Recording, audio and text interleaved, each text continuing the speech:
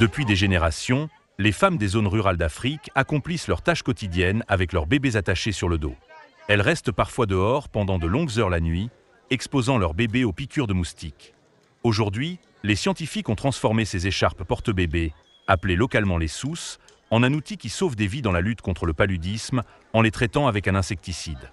Quelques 400 femmes et bébés participent à un programme pilote dans le district de Kasese, dans l'ouest de l'Ouganda, où les cas de paludisme restent élevés malgré d'autres méthodes de prévention telles que le sommeil sous des moustiquaires ou la fumigation en extérieur.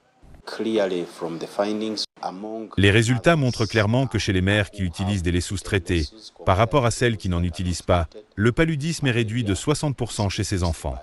Nous devons maintenant passer à une étude à plus grande échelle. Nous l'avons fait auprès de 400 couples mère-enfant. L'équipe travaille avec le ministère de la Santé et l'Organisation mondiale de la santé pour étendre cette étude. Le défi consiste désormais à traiter les couvertures de manière permanente. À l'heure actuelle, l'insecticide doit être réappliqué une fois par mois.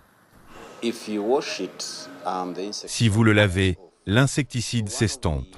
L'une des choses que nous étudions actuellement est la manière d'éviter les couvertures qui nécessitent un nouveau traitement, à l'instar des moustiquaires imprégnés d'insecticides. Nous envisageons de fournir aux femmes des moustiquaires traités en usine, qui sont plus durables.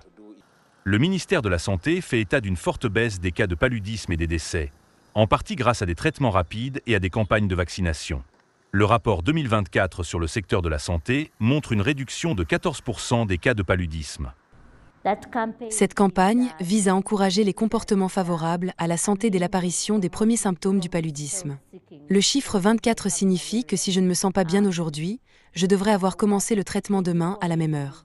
Et si mon état ne s'améliore pas et que le paludisme s'aggrave, les agents de santé, si vous voyez quelqu'un qui est très faible, qui a des convulsions, dont la langue et la paume des mains, qui devraient être roses, sont désormais blanches, cela signifie que cette personne est très malade.